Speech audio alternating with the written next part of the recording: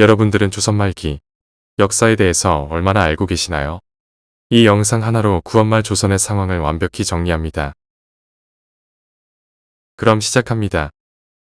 조선 말기였던 19세기 동아시아의 상황은 급변하고 있었습니다. 19세기 중반 제1, 2차 아편 전쟁에서 서구 열강에게 모두 패배한 조선의 종주국 청나라는 덩치 큰 종이 호랑이로 전락해버렸습니다. 일본 또한 1854년 미국의 무력 시위로 인해 1854년 미일 화친조약과 1858년 미일 수호 통상조약을 체결하여 개항을 하게 되었습니다. 한편 1863년 조선에서는 철종이 후사 없이 사망하고 이하응의 아들 이명복이 12살의 나이로 국왕이 됩니다.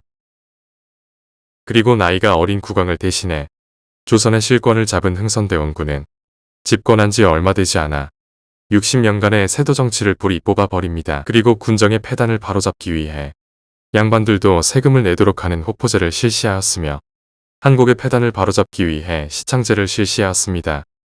또한 세도 정치 가문의 최고 정치기구였던 비변사를 폐지하였고 의정부를 중심으로 다시 정치를 운영하였습니다. 그러나 흥선대원군은 왕실의 권위를 살리기 위해 무리하게 경복궁 중건을 진행하고 비용을 충당하기 위해 원납전을 강제로 거두었으며 상평통보의 100배 가치인 당백전을 남발하여 나라의 경제를 혼란에 빠뜨리고 서원 철폐 사업으로 양반들의 불만을 사기도 하였습니다.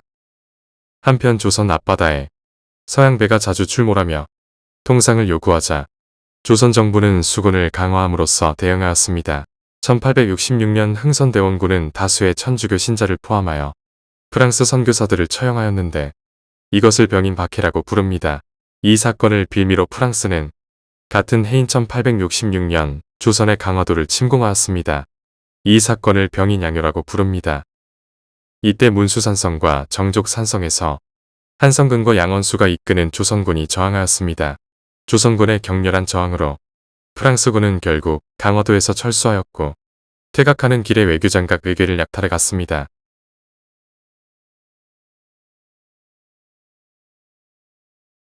(1866년 7월에는) 미국의 제너럴 셔먼호가 평양 앞바다에 침입하는 사건이 일어났는데 이때 평양 군수 박규수와 평양 백성들이 제너럴 셔먼호를 불태워 버렸습니다. 또한 2년 뒤인 1868년에는 독일인 오페르트가 흥선대원군의 아버지 남현군의 묘를 도굴하다가 백성들에게 걸려서 실패하는 일이 일어났고 이후로 흥선대원군의 통상수교 거부 정책은 더 강화되었습니다.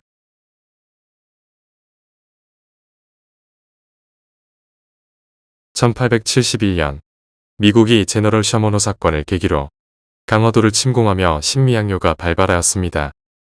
이때 어제연의 조선군이 광성보에서 항전하였지만 미국의 뛰어난 소총에 비해 조선군의 무기는 너무나 열악했습니다.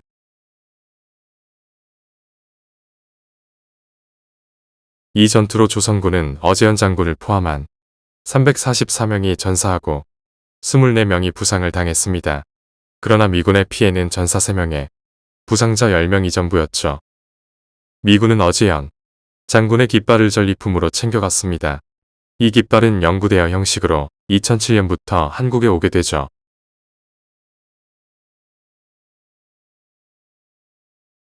병인 양요와 우페르트 도굴 사건, 신미양요 등을 거치며 서양에 대한 흥선대원군의 적대심은 극에 달했고 급기야 전국 곳곳에 척화비를 설치하는 지경에 이르렀습니다.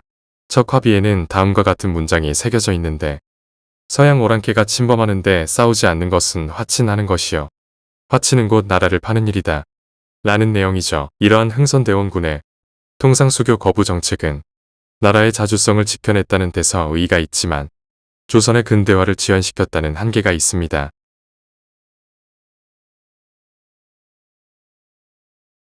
한편 시간이 흘러 1873년 고종이 친정을 할 수 있는 나이가 되고 이에 따라 최익현이 고종의 친정을 촉구하는 상소문을 올리기도 하면서 결국 1873년 11월 대원군은 하야하게 되었습니다. 그리고 이때부터 명성황후와 그 일족이 조선의 정치를 완전히 장악하고 주도하는 민씨 정권기가 시작되죠. 그리고 그에 따라 조선의 쇄국 정책도 곧 끝이 나게 되는데 여기서부터는 다음 시간에 다루겠습니다.